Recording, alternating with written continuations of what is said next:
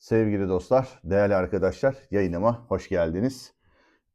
Bir Galatasaray maçından sonra da sizlerle beraber olmanın mutluluğunu yaşıyorum. Beğenmeyi ve takip etmeyi unutmazsanız da şahane, harika bir şey olur. Evet, zorlandığımız, kendi sahamızda yendiğimiz Gençler Birliği maçından sonra neler diyeceğimi bütün bir maç boyu, yani maç bitiminden beri düşünüyorum.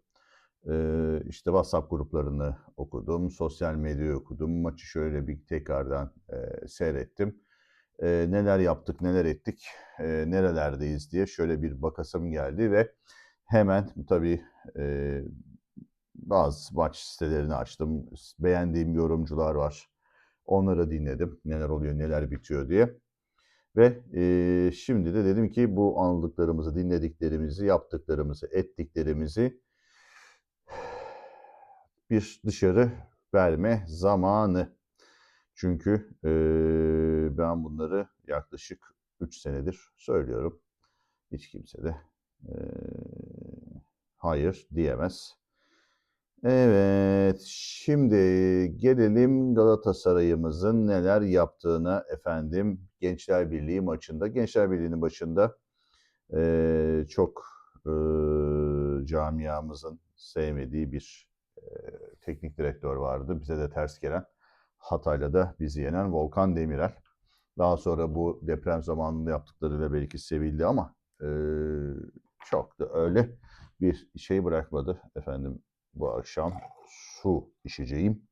Size de bol bol tavsiye ederim. Günde de bir sodanın hiçbir şeyi olmaz. Efendim tablom gene yanımda. Burada da anlatacaklarım var. Evet, Sidik Zorlu'yla yendiğimiz Gençler Birliği maçının akabinde herkes bir şeyler anlatmaya başladı. Efendim ne dediler? İşte çok eksiktik. Ne oldu bu eksiklikler? Neden kadromuz bu kadar geniş değil? Girenler, çıkanlar, yedekten gelenler neden böyle oldu? Niye istediğimiz performansı sergileyemedik diyenler var. Maça niye Icardi ile başlamadık, Forvet'le başlamadık diyenler var. Yusuf niye oyuna girdi? Yusuf girmeyeydi de İlkay gireydi biz maçı daha önce kopartırdık diyen var. Yan toplardan çok gol yiyoruz diyenler var. Duran top organizasyonumuz patladı diyenler var. Oyuncu bazında çok fazla eleştiri var. Ben bunların hiçbir tanesine katılmıyorum. Oyuncular dönem dönem tabii yüksek performans, dönem dönem de alçak performans verebilir, sakatlanabilir, mentalitesi bozulabilir. Olabilir. Yani bir sürü bir şey olabilir ama günün sonunda teknik direktör elindeki oyunculardan en iyisini sahaya çıkartmak ve en iyisini verdirmekle mükellef. Yani işin özü ve sonucunda her şey maalesef teknik direktöre yazıyor. Yani çünkü CD değnek onun elinde. Kimse kusura bakmasın yani. Çünkü neden onun elinde? İlk 11'i o kurduğunda oyuncu itiraz edip beni yazacaksın deyip tahtada ismini karalayıp yani bir arkadaşın ismini karalayıp ismini yazabiliyor mu? Hayır, değil mi? Yazamıyor yani. Antrenmanlarda niye beni yedek takımda oynattın diye serzenişte bulunabiliyor mu? Bulunabiliyor ama sonucunu alabiliyor mu? Bilmiyoruz. Ya da oyun içerisinde ben değişmeyeceğim deyip kalkan tabelaya itiraz edebiliyor mu? Çok nadiren de olsa gördük ama günün sonunda yan taraftan tabelaya kalkmışsa hakem diyor ki kardeşim senin takımını değiştiriyor çık. Yani takımın teknik direktörü yapar, takımı teknik direktör çalıştırır, ilk 11'i teknik direktör yapar, ilk 18'i 22'yi duruma göre yine teknik direktör belirler. Oyuna girecek çıkacak oyuncuyu da teknik direktör belirler. Oyunda oynanacak taktiği de teknik direktör belirler. Belirler Allah belirler. Tamam yani demek ki her şey teknik ekibin yani teknik direktör dediğimiz aslında burada yanlış anlaşılmasın. Sadece Okan Buruk'tan bahsetmiyorum. Büyük bir teknik ekipten bahsetmem gerekiyor. İşte o büyük bir teknik ekip kimse o ondan bahsediyor. Okey anlaştık cepte. Okey tamam. Sonuç itibariyle hem maç sonu Okan Buruk'un yapmış olduğu açıklamalar çok tartışıldı. Hakem tartışıldı. VAR tartışıldı. Başka tartışılmayan bir şey kaldı mı? Kale direkleri tartışıldı. Icardi'nin göbeği tartışıldı. Tatili tartışıldı. Icardi'nin attığı goller kapak oldu bu tartışanlara. Başka ne kaldı tartışılmayan? Daha da bir şey kalmadı. Ama bir de sakatlıklar. Pardon ya. Onu unutuyorduk ya. Çok önemli bu sakatlıklar. Neredeyse ilk 11 kurulacak bir sakatlık kadrosu var şu an itibariyle ve çok enteresan bir durumdayız Galatasaray olarak maalesef ve maalesef efendime söyleyeyim. Şimdi gelelim Galatasaray'ın Gençler Birliği yaptığı maça. Hemen Maç Plus, Maç Kolik'ten şöyle açalım ki Maç Plus'ın da geçen gün yapmış olduğu birkaç veriyi ben de hatırlıyorum. Çok eksik veriyor. Yani eksik veriler verebiliyor. Bu konuda kendisini düzeltmesini Maç Kolik'e tavsiye ediyorum. Efendim şöyle hızlıca baktığımızda Gençler Birliği ile Galatasaray oynamış. Gençler Birliği 10 milyon, Galatasaray 150 milyon euroluk bir kadroyla sahaya çıkmış. Baktığınızda bizim bunlara 15 falan atmamız gerekiyor. Futbolda paranın ve transferlerin her şey olduğu inanan eşeklere ve cahillere gelsin bu. 10 milyonluk takım bizi abat etti. Altımızdan girdi, üstümüzden çıktı. Bizde oynayabilecek oyuncular var mı? Var. Niang bizde oynayabilir. Ben size söyleyeyim. Bu Seki Koita mıdır nedir? O fena değildi. O da bizde oynayabilir. Ondan sonra bizim neydi çok Gökdeniz Gürpüs çok da zor bir soyad. Gökdeniz Kürpüz'ün kardeşiymiş. Gökten Kürpüs ilk 11'de sahaya çıktı ve 76 dakika boyunca sahada kaldı. Orta saha oynamış çocuk. 22 yaşındaymış. Bizim Gökdeniz Kürpüs kaç yaşındaymış? Kim kardeşmiş? Tamam bizim Gökdeniz'miş küçük olan. O 19 yaşındaymış. O da orta saha. Ağabeyi oynarken kardeşi oyuna girmeyi bile aklından geçirmedi. Çünkü Okan Buruk'un takımlarında öyle oyuna girmek kolay değil. Ardacığım oyuna girdi 80. dakikada çok şükür. Gayet iyi bir performans gösterdi. Hiç de sırıtmadı. Kendisi tebrik ediyorum. Yusuf'u artık gençten sayamıyorum. Yusuf çünkü genç değil.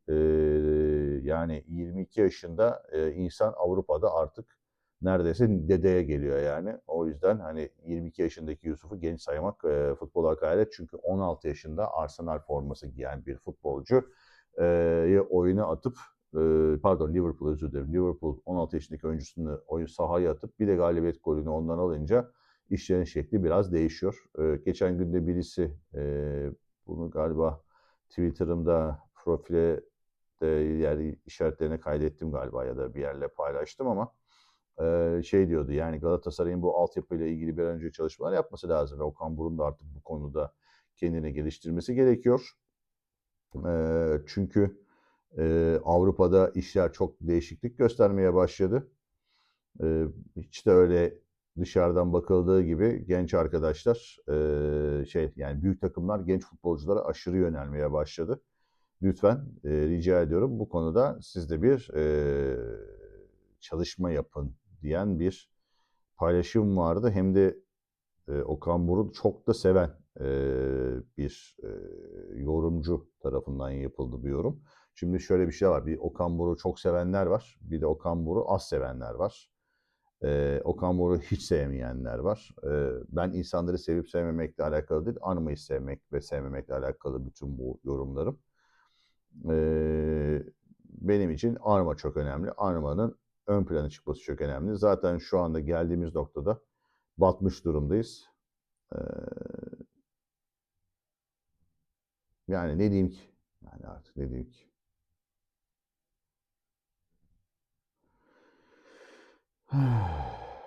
Bak mesela ne demiş? Herkes şimdi Davidson'a taktı bu aralar. Davidson'un kötü olduğunu söylüyor. Ne diyelim? Bakalım. Göreceğiz.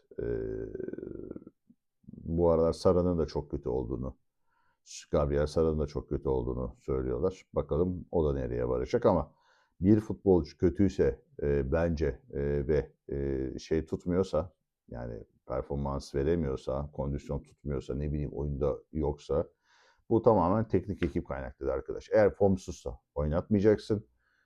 Formsuzsa formunu yukarı yükseltecek çalışmalar yaptıracaksın. Özel antrenmanları alacaksın. Özel psikolojik ikili görüşmeleri alacaksın. Alacaksın oğlu alacaksın. Yani kimse kusura bakmasın da yani büyük takım teknik direktör olmanın da böyle kendi içinde zorlukları var. Akhisar'ın teknik direktör olunca ya da 3 ayrı bir yerin yani teknik direktör olunca belki bunlar çok göze çarpmıyor ama büyük takım. Buldum. Haydi bakalım buyur. Orhan Uluca. Çok da sever Okan Buruk. Yere göre koyamaz. Ne demiş? Dinleyelim bir dakika.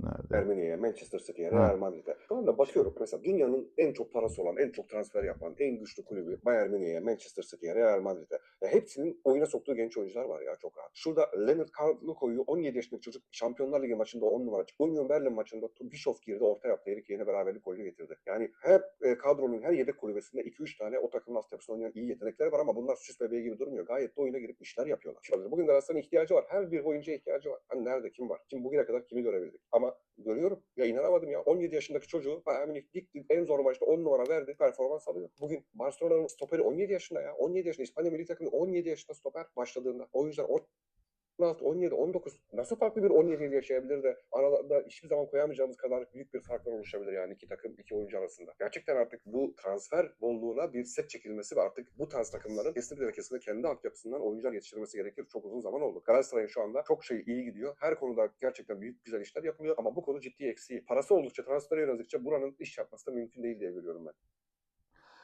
Duydunuz zilin sesini, yarışma başladı. Asla o iki kelimeyi kullanmıyorsunuz. Kafanız emme bas tutulma gibi sallamıyorsunuz. İzmir maçına gelip Ankara maçına gidiyorsunuz. Erkan Yolaç kulakları çınlasın. Vefat etti mi Erkan Yolaç? Bak.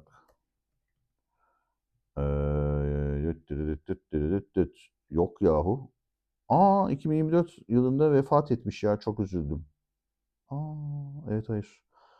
Vallahi Erkan abiyi de kaybetmişiz 2024 yılında. Evet. Dün dinlediniz, duydunuz zilin sesini. Yarışma başladı. Ne diyor sevgili Orhan Uluca? Diyor ki kardeşim ki işte Liverpool bunun en güzel örneğini 16 yaşında bir çocuğu oyuna atarak ve galibiyet golünü onun ayağında 100. dakikadan alarak da gösterdi. Birçok takımda bu var. Niye Galatasaray'da yoktu? Çünkü Galatasaray'da Okan Buruk oyuncular ne isterse onu yapan bir teknik direktör. Okan Buruk oyunculara göre taktik belirleyen bir teknik direktör. Okan Buruk oyunda kendi ağzıyla söylediği için rahatlıkla arkasından konuşmak gibi olmasın, yüzüne söylemek gibi olsun. Kendisi de inşallah bunu dinlesin. Oyuncuların ön alanda performansı kendileri gösterdiği yani ön alandaki futbolcular ne kadar bir performans gösterirse, ne kadar bir yaratıcılık gösterirse o kadar iyi oynadığımızı söyleyen bir teknik direktör. Tamam, bunların hepsini kendi ağzıyla söylüyor. 3 günde bir maç yapmaktan nefret eden bir teknik direktör. Bu sene maalesef ve maalesef bir de başına Avrupa belasını sardık. Çünkü taraftar bunu istedi. Ondan sonra dedi ki biz Avrupa'da başarı istiyoruz. Yani şahsen ben de tabii. Durum böyle olunca da ne oldu? Okan Buruk bir ikileme düştü. Çünkü sezon başında gene yanlış bir planlama. Maalesef Dursun Aydın Özbek Başkanımın, abimin anlamak istemediği ya da çok iyi anladığı ama sanki böyle bir şey yapınca kendisi mi üzülecek?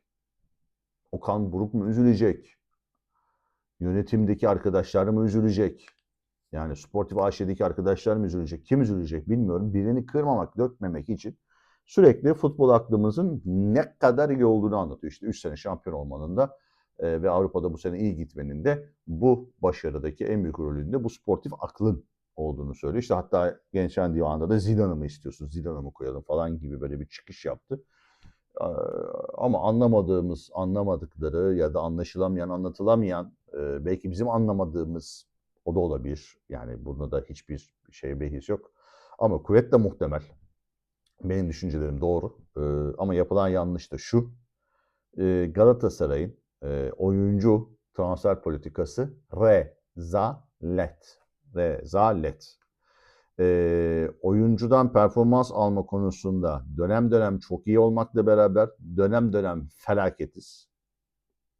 Dönem dönem felaketiz.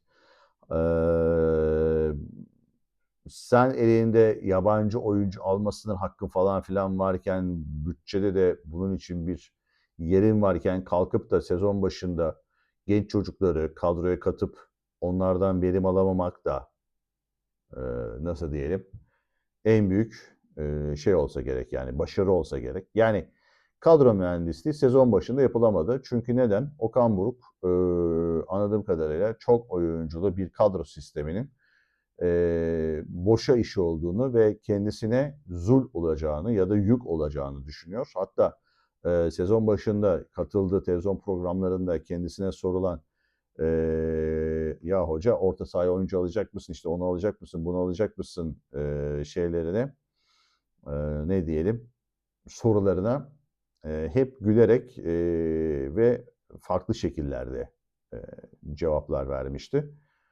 O yüzden de ve gerekli olmadığını söylemişti. Diyecek de bir şey yok. Yani ne diyeyim ben daha yani. Diyecek bir şey yok. Hatta bugün de gene gördüm de ne yaptım ben onu ya.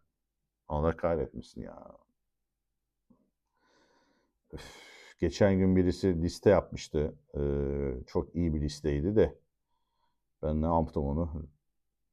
Şimdi bulamıyorum. Twitter'daydı. Bakayım biraz şöyle bir araştırayım. Arkadaş 3 senede alınan oyuncuların listesini yapmış. Yani o listeye şöyle bakınca insanın içi acıyor. Yapılan şeylerle. Söyle adını yani harcanan paralara. Acaba beğeni mi yaptım ben ona? Ne yaptım acaba? Neyse. Okan Buruk oyuncularla ancak skora giden bir teknik direktör. Sezon başından beri anlatıyorum. 3 tane taktiğimiz var. Yani buna taktik denirse tabii. At topu ileri, vur topu ileri. At topu ileri, vur topu ileri. Nasıl olacak, nasıl olacak ben de bilmiyorum. Allah yani. Ya şu şeye takıldım ya. Bak onu kaydetmiştim galiba. Nerede kaydettim? Neyse bulamıyorum şimdi. Şöyle şuraya da bir bakalım hızlıca. Bir de bu şey meselesi var. Söyleyin onun adını. Alperen Şengül tarafındayız. Mini içeceğimiz rakıdır. Kimse de kusura bakmasın. Alper Şengül'le ilgili derdi olan, bu videoyla da ilgili olan Türk değildir, Müslüman değildir, Süslümandır. Kimse de kusura bakmasın. Müslümanlık böyle bir şey değil arkadaşlar. Gidip biraz öğrenmenizi, kitap okumanızı, büyükleri takip etmenizi tavsiye ediyorum şiddetle size. Tamam mı babalar? Şiddeti tavsiye ediyorum. Neyse yani sonuç itibariyle dediğim gibi tek bir taktiğimiz var. At topu ileri, şişir topu ileri, oyna kanatlardan ileri. Ondan sonra ön alana baskı yap, bas.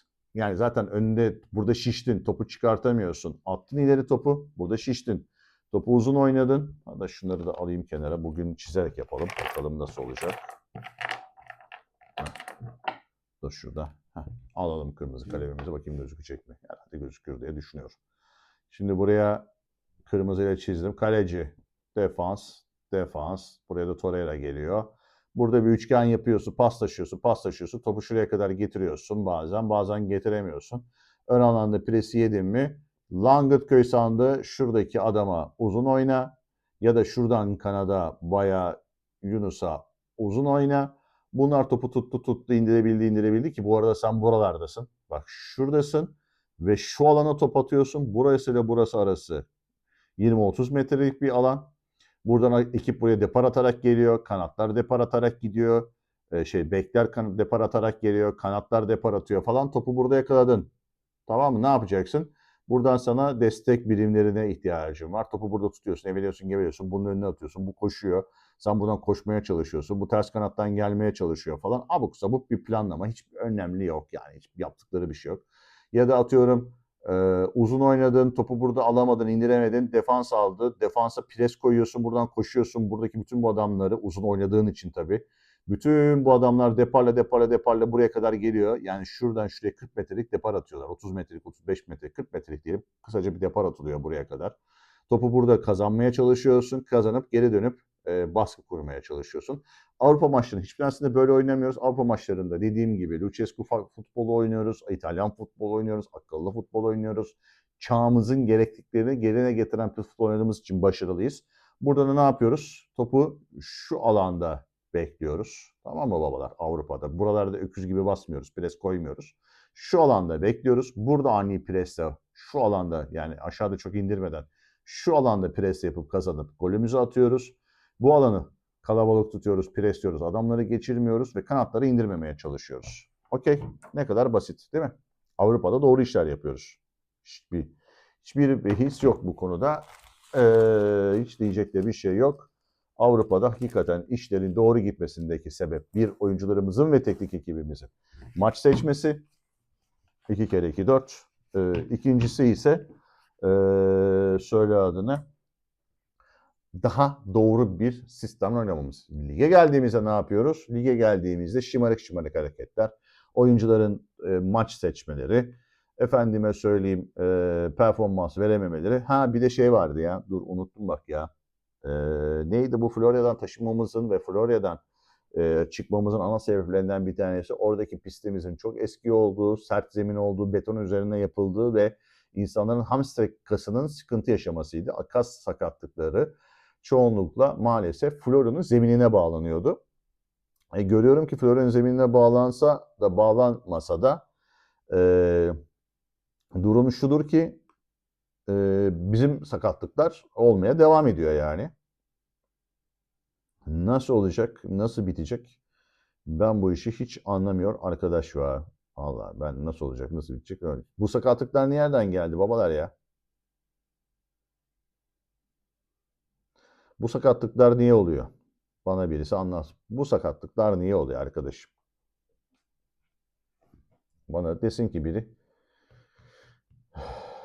bu sakatlıktan bundan sebep oluyor, şundan sebep oluyor. Vallahi ben anlamıyorum neden sebep olduğunu. Bunun da sebebi gayet açık. Sezon başından beri, 3 seneden beri yaptığım programlarda teknik ekibimizin yetersiz bir ekiple bu işi götürmeye çalıştığını, 30 yaşında, 35 yaşında yani bizim yaşlı bir kadromuz var şu anda İlkay da dahil olmak üzere, Icardi dahil olmak üzere. Az çok nasıl diyelim yaşlı bir kadroya sahibiz. Tamam mı babalar? Yani yaş ortalamamız bayağı yüksek. O sebepten de bunu ben ve birkaç yorumcunun dışında kimse de çok söylemez. Türkiye'de maalesef bu şu transfer marka açmaya çalışıyorum. Oradan size şey söyleyeceğim. Transfer mark. Neyse. Transfer marka girdik. Hemen şuradan da Galatasaray'ı bulursak bu işi çözeceğiz. Dedik ki diyorum ki benimle beraber bunu söyleyen birkaç yorumcu var. Şimdi bir tanesi adını söyleyince herkes itiraz edecek ama çok önemli değil. İtiraz etmez ama ben onun ismini söylemeyeceğim. Önemli değil. Neyse. Durum şu. Bak Uğurcan Çakır 29 yaşında. Günay 34 yaşında. Batuhan Şen 26'ya gelmiş. Tamam mı kardeşim? Enes Emre Büyük. Davison Sanchez 29. Abdülkerim Bardakçı 31. Metehan Baltacı 23. Zaten cezalı. Arda Ünyay 18. İsmail Yokops 26. Eren Elmalı 25 cezalı. Gazican Karataş 22. Singo 24. Salah 28, Torreira 29, Lemina 32, Kaan Ayhan 31, Gabriel Sara 26, İlkay Gündoğan 35, Berkan Kutlu 27 olmuş. Gökdeniz Gürpüz 19, Barış Alper Yılmaz 25, Ahmet Kutucu 25, Leroy Sané 29, Yunus Akgün 25, Yusuf Demir 22, Victor Osimhen 26 ve Mario Icardi 32. Yani genel olarak baktığımızda ilk 11'e çıkan takımın yaş ortalaması biraz size üstümüze afiyet biraz yüksek. 27.1'miş. Yani o genç çocukları da ki çoğu oynamıyor ve kadroya da girmiyor. Onları çıkarsan 28-29'a falan giriyor kadro ortalamamız yani yaş ortalaması. Bu antrenmana sirayet ediyor. Sen ne yapıyorsun? Diyorsun ki abi bunlar yaşlı, yüksek performans antrenör edemezsin. Bunları bilmem ne yapamazsın. Takım ikiye bölsen olmaz. Öyle yapsan olmaz. Ne diyor Okan Hoca maç sonunda? Efendim bizim beklerimiz çok depar atıyor. Bunu zaten söylüyoruz babacığım. Başka yaptığım bir bok yok zaten. Takım yani taktiksel olarak bir bunu yapabiliyoruz. Bekleri çok koşturmak. İşte Singo'yu da ben orada stoper olarak düşünüyordum bir sonraki maçta. Hafif bir şeyi vardı. İşte bir şeyler anlatıyorsun. Ne anlattım belli değil abi. Ya ne anlatıyorsun Okan Hocam? Yani Singo hazırsa oynar. Hazır değilse oynamaz. Bak dedem zamanında sakatlıkları nasıl ne yapıyordunuz diyordum yani sakatlık olduğunu, niye sakatlanıyordunuz ya da niye sakatlanmıyordunuz diyordum. Dedem mesela diyordu ki ben bisiklete gidip geliyorum, o benim için avantajlı.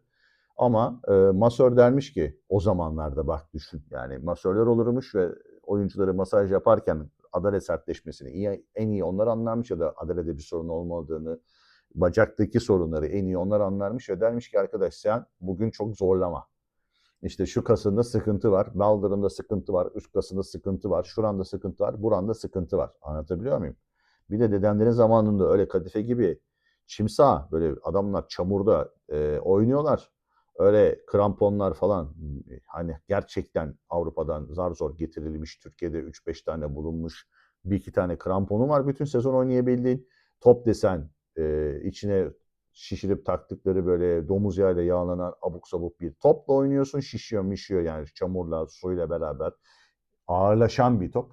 Anlatabiliyor muyum? Meşin yani meşin dedikleri top. Hakikaten o zamanlar meşin yani. Deri bir tür deri. İşlenmiş deri yani. Ayakkabılar da bir tür işlenmiş deri. Forma yok. Evde yıkanıyor geliyor. Anneannem yıkıyor dedemin formalarını. Öyle kulüpte forma yıkama falan diye bir şey yok. 1950'lerden bahsediyorum. Velhasıl kelam bu adamlar futbol oynadılar. Canlarını dışarı takarak 3 kuruş paraları az sakatlandılar. Bizim halı gibi sahalarda, halı gibi toplarla, halı gibi ayakkabılarla, halı gibi ne diyelim kıyafetlerle bizim babalar zorlanıyorlar. Şimdi Hasan Şaşlı demiş ki kendi özel hayatlarına bakmıyorlar. Ben katılırım, katılmayanlar olabilir ama ben bu tarafın çok katılmıyor değilim. Ha evet. Sürekli uçakla seyahat edersen her tatilde affedersin ama maymun gibi olursun yani. Kimse kusura bakmasın. Burada maymunlara hakaret etmiyorum. İnsanlara da hakaret etmiyorum. Maymun gibi olmak böyle şişiyorsun, mişiyorsun. Böyle hakikaten böyle bir şeklin şemalin maymunlara benziyor. Yani çok uçanlar bilir. Çok uçakla yolculuk yapanlar bilir ki uçakların inme, binme her gün içerisinde aşırı seyahat edenlerde vücutlarında böyle ödem olur. Tamam mı babacığım? O havada ödem oluşur. Hatta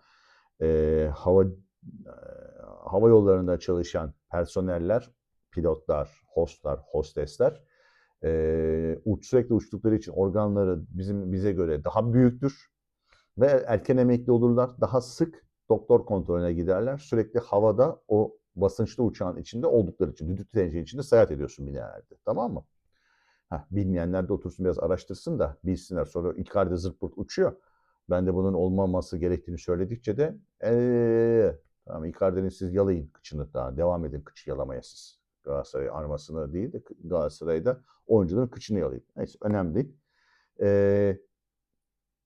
Hasan Şaş diyor ki özel hayatlarına dikkat etmiyorlar. Bardan bara dolaşırsan, içki içersen, sabahlarsan, sigara içersen, evet doğru uyku düzenine girmezsen, doğru beslenmezsen evet bu sakatlıklar olabilir mi günümüzde? Yoksa bu sakatlıklar bana göre antrenman programından yola çıkarak geliyor. Yani bir Galatasaray'da disiplinsiz ve veya kendine bakmayan adamın ne işi var? Madem bundan 4-5 sene önce miydi? Yanlış hatırlamıyorsam 6 sene önce miydi? Scout ekibimizin başındaki adamını unuttum. Neydi ya? Galatasaray oyuncu izleme departmanının başındaki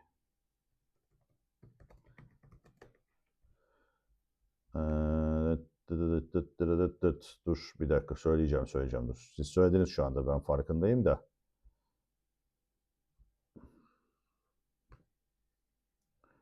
Bir tane. Neydi çocuğun adı ya? Teknik ve idari kadro. Bu Emre Utkucan. Pardon Emre'cim özür diliyorum senden. Performans analiz yöneticisi olmuş kendisi. Performans analiz yöneticimiz eskiden de şeydi. Söyleyin adını. Herhalde böyle oluyor. Performans analiz yöneticisiydi ama daha önce de Scout ekibinin başındaydı. Yani oyuncu izleme takip etme oyunun başındaydı. O demişti ki bir katıldığı Galatasaray TV'deki programda. Ayhan Akman'ın da ismi girmiş. Futbol direktörü, yardımcısı, A takım idari direktörü, A takım futbol direktörü vardı. Ben mi bilmiyorum lan bu takımda. Teknik direktörü. Futbol direktörü yok. Futbol direktörü yardımcısı var. A takımın idari direktörü var. Garip işler oluyor burada ya. Bak bunu ilk kez görüyorum şimdi. Ayhan Akman ismi yeni girmiş işin içine. Vay arkadaş. Neyse. Bakacağız bu işe de. Birazdan bakarım ben buna. Tamam. İki yardımcı antrenörle oyun götüren teknik direktörümüz Okan Buruk. Nerede kalmıştık? İşte 30 yaşında, 27 yaşında yaş kartı ortalaman olursa, oyun ilk 11'leri 28-29 yaşında olursa senin idman kalitende kimse kusura bakmasın. Sivrisinek çekilir misin? Tırt olur arkadaş. Tırt tırt. Böyle de sakatlıklar vermeye başlarsın. 11 tane sakatlık verdin. Yok işte yok Avrupa maçına gidiyorlarmış da yok oraya gidiyorlarmış da yok buraya gidiyorlarmış da abi herkes gidiyor yani. Herkes gidiyor.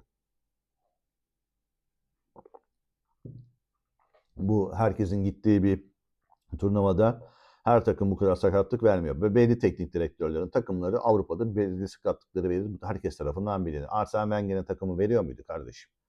Yani Arsenal o dönemde o kadar aşırı sakatlıklar veriyor muydu? Gene maçlar oynanıyordu yani. İngiltere'deki oynanan maç trafiğinde bizim maç trafiğinin arasında tonlar kadar da fark var yani.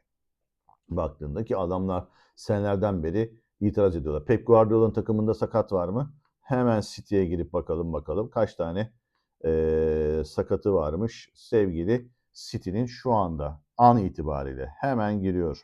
Bakayım. Şuradan mı gireyim? Şuradan girelim. Manchester City diyelim.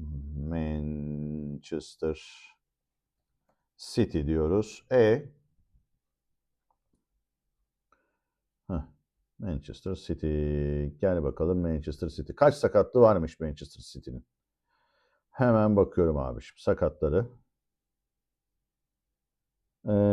Kovacevic sakatmış. Dur bakayım ne olmuş Kovacevic'e. Bilek sakatlığı öngören geri dönüş 14 Mart 2026. Kovacevic'in bileği kırılmıştı yanlış hatırlamıyorsam değil mi? Başka? Başka da yok. City'nin Pep Guardiola'sında bir tane kırıklıktan dolayı sakat var şu anda. Bu adamlar kaç tane maç oynadılar? Bizden fazla oynamışlardır değil mi? Yani işte oluyor. Nasıl oluyor da oluyor arkadaş. Ben de şaşırıyorum vallahi babalar. Gerçekten ben de şaşırıyorum yani. Nasıl oluyor da Manchester City'nin şu anda bir tek şeyi var yahu. Söyle adını. Sakat oyuncusu var. Breh breh breh breh breh breh. Breh breh breh breh breh breh breh. Valla aşk olsun. Aşk olmazsa meşk olsun. Bu adamların yaş ortalaması kaçmış lav? Bakalım. 26'ymış. Bizden bir yaş az. Valla ne diyelim efendim? Ne diyelim? Vallahi pes. Yani oluyor. Evet ben bu hafta sonki yani Gençler Birliği maçının faturasını Okan Burak'a kesiyorum. Sen Icardi'yi 10 gün tatile gönderirsen neymiş efendim kızlarını görecekmiş. Hep böyle bir ajitasyon. Kızlarını görecek adam 2 ay önceki şeyde de gider görürdü. Söyle adını. Mini maç arasında da gider görürdü. Yanlış hatırlamıyorsam Roma, Paris gezmişti sevgilisiyle fotoğraflar çektirmişti. Gene gitmiş. Belki çocuklarını görmüştür. Doğrudur. Ona diyeceğim bir şey yok ama diğer taraftan da gene yeni kız arkadaşının Avrupa'daki tanıtım işlerine girmiş. Arkadaş oralarda gezmiş. Bilmiyorum yani bu nasıl bir iş, bu nasıl bir düzen anlamış değilim. Taktik değil. Çünkü bak ne dedim ben? Ne dedim ben? Dedim ki abicim takımın 8-9'luk oyunculardan kuruyorsan yani 10 üzerinden 8-9 performans verecek oyunculardan kuruyorsan yedeklerin de 7-8, 6-7, 6-7,5 falan versin ki giren çıkanı aratmasın. Ama sen sistem takımı, teknik takım, taktik takım olursan ondan sonra ne olur? Ona göre bir antrenman yaparsın. Ona göre oyuncu yetiştirirsin. Altyapıdan oyuncu çekersin. Üst yapıdan oyuncu alırsın. Elindeki oyuncuları doğru kullanırsın. O zaman da Osimhen girdiğinde başka bir şey, Icardi girdiğinde başka bir şey oynamazsın. Baydan joker yaratmazsın. Şimdi bir sonraki maça kimleri nereye koyacaksın Allah bilir. Sanat Union maçı var. Allah yani yardımcımız olsun ama kuvvetle muhtemelen takım orada gene çok iyi bir performans sergileyecek. Eksik olmamıza rağmen inanıyorum ki ben iyi bir performans sergileyeceğiz. Çünkü bir takım maç seçiyor. Avrupa bu sene önemli. Okan Buruk da iyi çalışacak dersine. O takım da iyi çalışacak dersine. Önce durdur sonra vur taktiğiyle bence oradan da en kötü bir beraberlikle döneriz gibime geliyor. Mağlubiyeti çok düşünmüyorum açıkçası. Ne dedim ben? Eğer senin elinde Icardi'nde varsa, Osimhen'de varsa buna göre oynayabilirsin. Bay'la da forvet yapabilirsin. Sen Bay'la çıktığında forvete Bay'ı gezdirdin. Bay kanattan orta kesmeye de çalıştı. Bilmem ne yapmaya da çalıştı. Sara yerlerde oynamıyor. Yusuf'tan bir verim alamamışsın. Yusuf'u niye kadroda tutuyorsun? Gönder. Onun yerine Eyüp'ü kadroda tutsaydın, Samsunspor'da harikalar yaratan Eyüp'ü daha hayırlı bir iş yapmış olurdun. Gençlere biraz daha sevip sayıp onları ilk 11'e alıştırsaydın, dönem dönem maçları onlar üzerinden oynasaydın gene çok iyi işler yapmış olurdun ama amacın şuydu. Ben şu aralara kadar, bu sakatlık dönemine kadar bir 5-6 puanla gireyim ki hedefine ulaştım bir dönem. Ama Kocaelispor mağlubiyetini hiç hesaba katmamıştın. 2 tane beraberlikten bir tanesini aslında hesaba katmamıştın. Orada galibiyet vardı senin kafanda. Ama işte evdeki hesaplar çarşıya uymuyor. Bir de bu kadar oyuncu sakatlanınca şimdi ne yapacaksın? Oyuncularım sakatlandı. Yeni dönemde transfer yapacağız. Niye transfer yapıyorsun? Sakatlıklar iyileşecek bir 2 ay içerisinde. Bir şey yapmana gerek yok. 3 hafta, 4 hafta, 2 hafta falan iyileşip geri dönecekler. O zaman da elinde fazladan oyuncu sirkülasyonuna girmiş olacaksın. Kimi göndereceksin, kimi alacaksın? Yusuf'u mu kiralayacaksın? Ondan mı çıkacaksın? Ya da ne bileyim istemediğin oyunculardan mı çıkacaksın? Yani nerede bu bolluk ya? Nerede bu bolluk kardeşim? Galatasaray'ın parası böyle çarçur edilecek bir para değil ki. Siz çarçur etmekten başka hiçbir şey yapmadınız. Abuk sabuk oyuncular. Şimdi soruyorum sezon başında kiralanan, kiraya gönderilen oyunculardan kim gelsin değerli dostlar mesela? Köln, Nelson, Yelert. Var mı başka? Değil mi? Bunları kiraladık yanlış hatırlamıyorsam. Var mı başka? He? Kim gelsin mesela? Ne bileyim. Var mı daha bizim kiraladığımız oyuncular? Vardır illaki. İllaki vardır.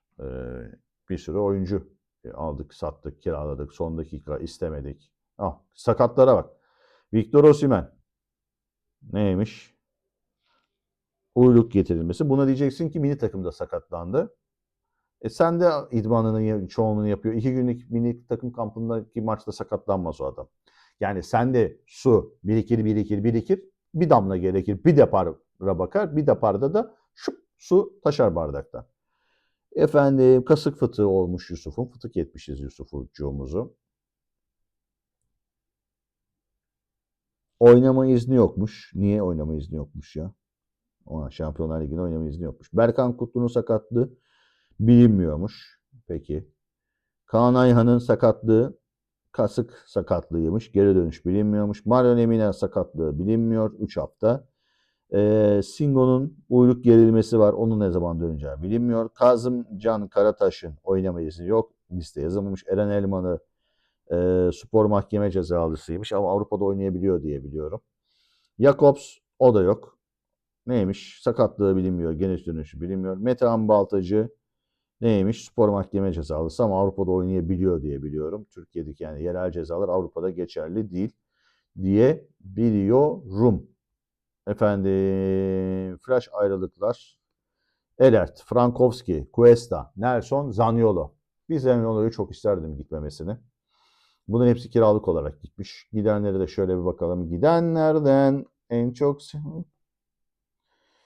gidenlerden nerede bu gidenler ya? Gidenlere bastık. Müdür aç bakayım şunu ya. Gidenler Morata, Köln, Frankowski, Zaniolo, Cuesta, Nelson, Efe Akman, Yelert, Eren Aydın, Kerem Demirbay, Kaan Antalyalı, Muslera, Ross, Matias, Sıraçan Naz, Eli Arif Çördek, Ali Yeşilyurt, Atakan Ordu, Halil Dervişoğlu, Cankat Yılmaz, Baran Demircioğlu, Baran Aksaka, Dray Mertens kariyer sonu. Nasıl? Güzel değil mi? Bu sene gidenler. Geçen sene gidenlere bakalım. Bu sene gidenler. Mesela Morata'ya da şu anda ihtiyacımız var mı? Belki de vardır ya. Ne dersiniz? Neden olmasın yani? Morata'ya da belki ihtiyacımız olurdu. Ruhsuz Morata'ya. Değil mi? Adam İspanya milli takımında ruhsuz ettik adamı da. Şu anda gitti takımda da bir performans veremiyormuş. Yapacak bir şey yok. Bu internetimiz gene harika çalıştığı için Aynı zamanda efendim geçen sene gidenler 24-25'te ayrılanlar Kerem Aktürkoğlu, Tete, Emin Bayram, Wilfried Zaha, Zaniolo gene gitmiş. Gene gelmiş gene gitmiş. Adam Zaha, Batshuayi, Nelson, Ziyech, Dubois, Şikildao, Oliveira. Bedelsiz olarak ayrılanlar bunlar tabii. Taylan Antalya'da Eren Aydın, Sıraçan'da Samza Akman, Ali Turap, Bülbül, Cankat, Kaan, bunları saymıştık. Banan Aksaka, kiralık gitmiş. Demiroğlu, Delikön, Halil Dervişoğlu. İkinci sayfada varmış. Dur bakayım. İkinci sayfada ne varmış? Dıp dıp dıp dıp dıp dıp dıp. Matias Ros, Eren Aydın, Batuhan Şen, Ali Yeşil, işte falanlar filanlar. Neyse sonra mesela Jakobs da gitmiş gelmiş falan filan. Serç Aurier vardı. Berkman değil mi? Karataş falan. Böyle adamlar da vardı bir dönem. Geldiler ama hiç oynamadan gittiler. Bu paraları saçtık biz. Şimdi de Okan Buruk diyor ki ben gene Ocak ayında transfer yapacağım. Yap baba yap. Saç paraları saç. Hiçbir şey çalıştırma takıma. Herkes seni çok sevsin. Böyle bir şans insana ayda yılda bir kere gelir. Vallahi helal olsun. Ne diyeyim? Ne diyeyim baba ayda yılda bir defa gelir böyle bir şans. Efendim orta sahayı çok güzel tutmuşuz. Isı haritasından da baktığım üzere. Böyle V şeklinde bir ısı haritası var. Ne kanatlara inebilmişiz, ne ceza sahasının önünde kalabalıklaşabilmişiz. Ne Gençler Birliği'nin ön alanında baskı kurabilmişiz. Orta sahada topu lay lay lom geçirmişiz ve buna rağmen de 3-2 yenmişiz. Efendim şöyle hızlıca demin şeye bakıyordum ya bir dakika. Dur.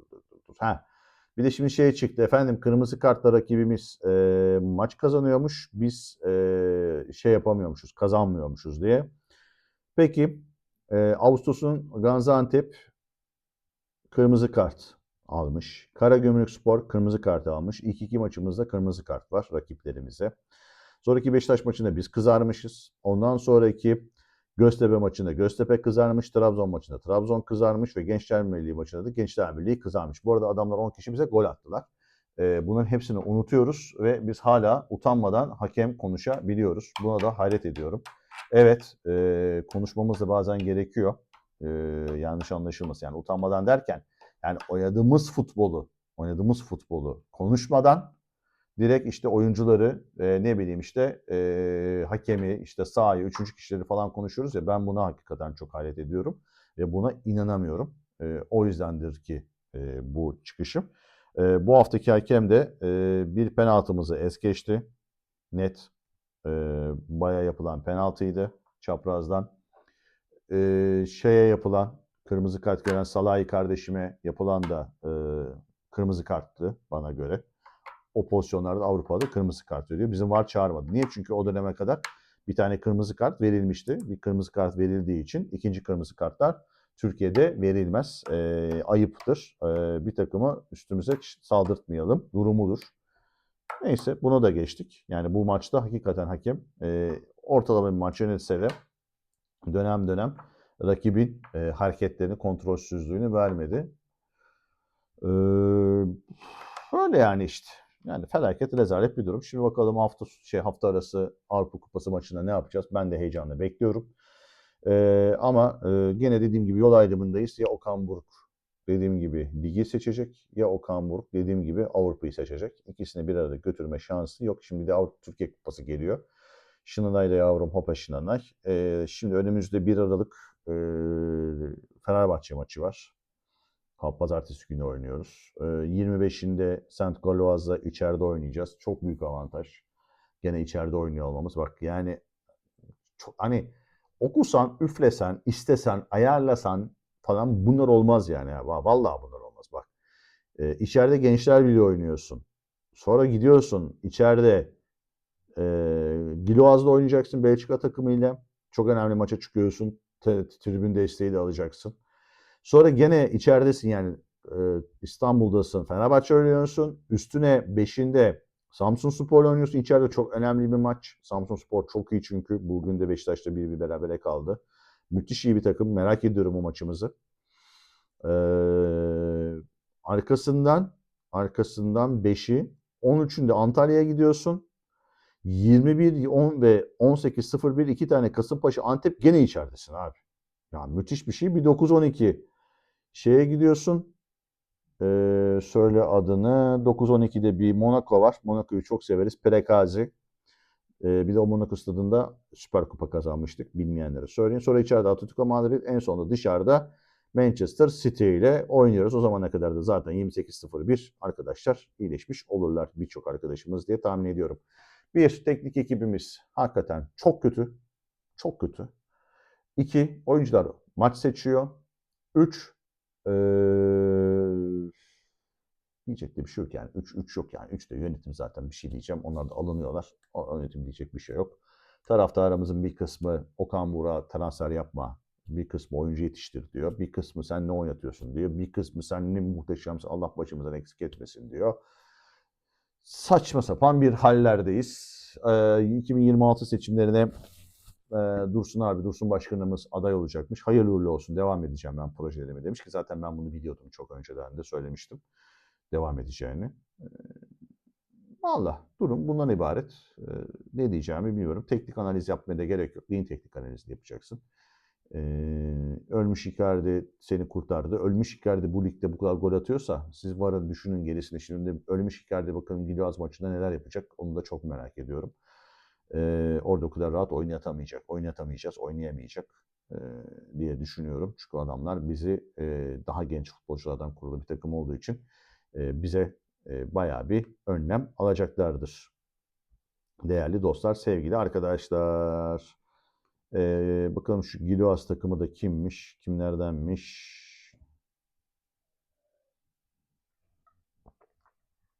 €65 milyon değeri olan 1897'de kurulmuş. Belçika'nın eski köklü kulüplerinden Anderlecht'le beraber. Ligde şu anda 4 puan farkla lider. Brugge Anderlecht'in önünde ki bu iki takım senelerce yarışmıştır. Ben çocukken de öyleydi yani Anderlecht'le Brugge kapışırdı. Şosede Brüksel'deymiş. Bizim eve çok yakın. Yani Belçika'da oturduğum eve çok yakın bir yerdeymiş. Vallahi baba adamlar zor rakip. Allah sonumuzu hayır etsin diyorum. Bakalım neler olacak, neler gelecek ama dediğim gibi akıllı bir yönetim, akıllı bir sportif direktör, bu işten anlayan bir hoca. Yani Okan Buruk'la Türkiye Ligi'nde 30 şampiyonluk Avrupa'ya gitmeyelim. Türkiye Kupası'nı alalım. Türkiye Ligi şampiyonu olalım diyorsanız bir numaralı hoca. Hiç ayrılmayın. Ben size söyleyeyim 8. yıldızı falan takarız onlar 5. yıldızı takmadan. Net söyleyeyim yani size. Bir de güzel transfer yaparsanız o iş burada yürür gider. Hiç de bir sıkıntı yaşamayız. Ama hem Avrupa olsun hem Türkiye Ligi olsun yani 3 kupayı da alalım falan filan yemez. Heyvan telli Serdar Keleci'nin dediği gibi olmuyor hocam olmuyor diyor. Olmuyor. O da bir kararsız abi. Çok seviyor çok övüyor. Bugün de böyle yarı bir giydirmiş Serdar Kelleci. Hocam sen ne yapıyorsun diye. Vallahi ben bilemem hocam sen ne yapıyorsun kısmını. Siz daha iyi bilirsiniz ne yapacağı kısmını. Efendim hepinize sevgiler, saygılar, hürmetler diliyorum efendim. Kendinize iyi bakın. Galatasaray'da kalın.